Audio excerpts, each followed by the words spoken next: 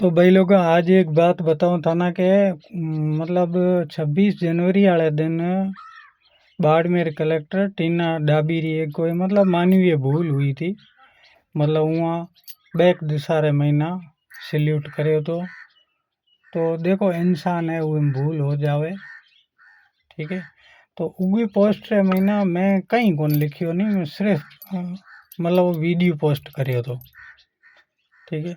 तो देखो social media माते काम करे हमारी एक मजबूरी होया करे, वहाँ वीडियो अपलोड करना ही है। ठीक है। तो वही मैंने काफ़ी लोग मतलब कमेंट करया है कि मतलब राजू सिंह ना आरक्षण में दिक्कत है। ठीक है। पछे एक आलम सर है नानक कागा करे वहाँ एक पोस्ट करी है। तो देखो आरक्षण रे महीना कई कमेंट करेड़ा है कि राजू सिंह ना मतलब तकलीफ है। राजू सिंह ना कोनी, हर भारतीय ना। ठीक है। हर देश भगत ना, हर आदमी जो को आपरे देश में प्यार करे तो हर आदमी ना लगे तो कि भाई माँ जो देश विकसित होए, माँ जो देश आगे बढ़े। रियलिटी रे महीना जे मोदी जी फूका ठोके देश ने बर्बाद करी हो ज्या कोनी, रियलिटी में जो को आपरे देश में प्यार करे तो वो कोई आरक्षण ना सही कौन ठहरावे। आरक्षण गलत था, गलत है और गलत रहेगा। और वो भी जो जातिगत आरक्षण है ये गलत है। ठीक है। राजू सिंह नहीं, हर वो जो देशभक्त है वो आरक्षण के खिलाफ। ठीक है। उसका मैं आपको लॉजिक दे दूं, उसका मैं आपको तर्क दे दूं। चाहे आपका बाप हो, चाहे मेरा हो, चाहे आपका भाई हो, चाहे आपका बेटा हो, चाहे मेरा भाई हो, चाहे मेरा बेटा हो। 90% वाले को बाहर करके 30% वाला अगर टीचर बनेगा तो वो क्या सिखाएगा? वो जिन बच्चों को पढ़ाएगा, पढ़ने वाले बच्चे आपके हो चाहे मेरे हो, लेकिन अगर मैं देशभक्त हूँ, अगर मैं देश प्रेमी हूँ, तो सीधी सी बात है कि मेरा भले मेरा बेटा ही है 30% से पास होके अगर वो मास्टर बना है तो वो बच्चों को क्या सिखाएगा? ठीक है। इसलिए आरक्षण आपने कमेंट किया है, बिल्कुल सही किया। राजू सिंह हमेशा से आरक्षण के खिलाफ है। ठीक है। आरक्षण अगर किसी को देना है तो उसको आप किसी भी विभाग में नौकरी दे दो, रेलवे वगैरह। अभी तो कुछ बचा ही नहीं है, मोदी जी ने सब बेच दिया है। घंटा करोगे क्या करोगे? बाकी ज़मीन दे दो, किसी को फ्री में पैसे दे दो या पेट्रोल पंप दे दो, कोई भी मतलब बिजनेस दे दो अगर कमज़ोर वर्ग को आगे बढ़ाना है तो। एक दूसरी बात, जो आरक्षण है वो देखो रियलिटी में जो आरक्षण का हकदार है, जो वास्तविक गरीब है, क्या उसको आरक्षण मिल रहा है? आरक्षण को लगभग 50-60 साल हो गए। ठीक है। 50-60 साल के अंदर मुझे बताओ कि आरक्षण से 10% भी समाज ऊपर आया? नहीं आया। 10% भी अगर छुआछूत कम हुई? नहीं हुई। तो देखो व्हाट्सएप का और सोशल मीडिया के ज्ञान से बाहर आओ और हकीकत रियलिटी का सामना करो। देखो SC/ST एक्ट है तो किसने मांग की? SC/ST एक्ट की मांग किसने की? किसी ने नहीं की। सरकार खुद ने जातियों में भेदभाव करने के लिए, अपने फ़ायदे के लिए सरकार ने SC/ST एक्ट बनाया और हमारे ऊपर थोप दिया। ठीक है। SC/ST एक्ट को आज 50 साल हो गए। आप खुद ही देख लो अपने, ये मत देखो कि हाँ मेरा पेट भर रहा है, मैं खुश हूँ तो देश खुश है। ये मत सोचो, लंबा सोचो। ठीक है। अभी UGC जो आ रहा है, किसने मांग की UGC की? किसी ने नहीं की। सरकार क्यों थोप रही है? ठीक है। तो ये चीज़ें आपको समझने की ज़रूरत है। देखो अभी हमको उधर खेजड़ी में उलझा के रखा है। देखो मेरा खेत पड़ा है, मैंने किसी को नहीं दिया है, तो अडानी अंबानी के बाप की ताकत नहीं है आके मेरे खेत में खेजड़ी काट ले। ठीक है।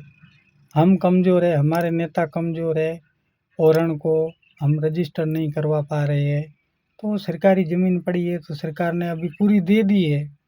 अब भारत के अंदर जितनी भी ज़मीन थी वो सब अडानी अंबानी को दे दी गई है। कुछ बाकी नहीं बचा है। ठीक है, अभी हम इधर खेजड़ी में उलझे हुए हैं और भारत सरकार ने स्क्रैप पॉलिसी डाल दी। देखो, आज 15 लाख 20 लाख की गाड़ी या ट्रैक्टर अपन खरीदते हैं तो 7 साल में तो फ्री होता है, लोन में जाके 7 साल में फ्री होता है, और 10 साल बाद सरकार उसको ज़बरदस्ती उठा के ले जाके स्क्रैप करेगी। ऐसा नहीं है कि आप अपने पापा की याद में खड़ी करके घर पे रख दोगे, पड़ी रहेगी, नहीं, उठा के ले जाके स्क्रैप करेंगे और आपको इतना सर्टिफिकेट दे देंगे। ठीक है, पैसा 1 रुपया नहीं देंगे आपको। भले आपकी गाड़ी 10 लाख की है, आपका ट्रैक्टर भले 10 लाख का है, आपको एक इतना कागज़ दे दिया जाएगा। उस कागज़ में लिखा होगा कि आपको 2.5% नई गाड़ी या नया ट्रैक्टर खरीदने पे आपको 2.5% की छूट मिलेगी। जैसे आप 20 लाख का नई गाड़ी या ट्रैक्टर खरीदोगे तो उसमें आपको मतलब 2-2.5 लाख रुपए का फ़ायदा होगा, सीधी सी बात है।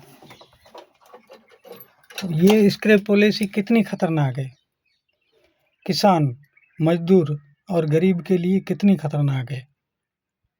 ठीक है, अब सरकार ने हिंदू मुस्लिम क्यों किया है, क्यों किया है? अब मैं हिंदू हूँ, मैं 80% हूँ, मुस्लिम 20% है, और हिंदू मुस्लिम का वायरस इसलिए भर दिया गया है कि मैं पूरी तरह से बर्बाद हो गया हूँ, पूरी तरह से मैं कंगाल हो गया।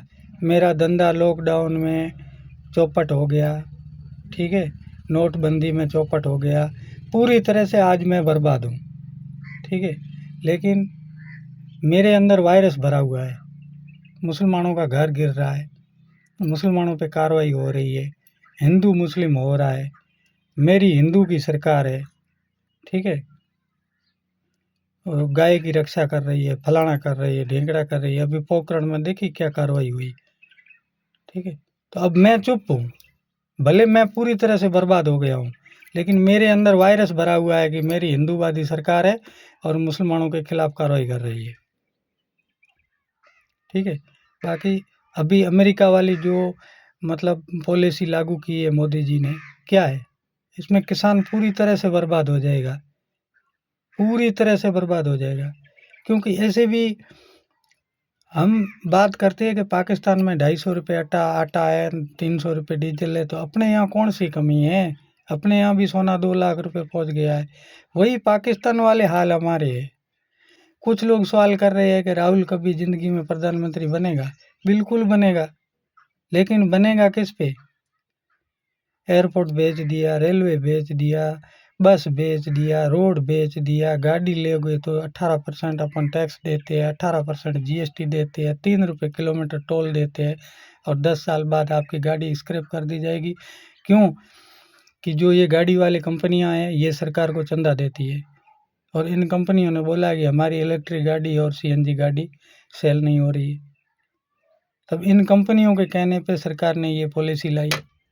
अब इस पॉलिसी पे सब चुप है। अब इस पॉलिसी पे पूरा देश बर्बाद हो जाएगा। किसान, मजदूर, ड्राइवर वर्ग, जो आम वर्ग है, ये पूरा बर्बाद हो जाएगा।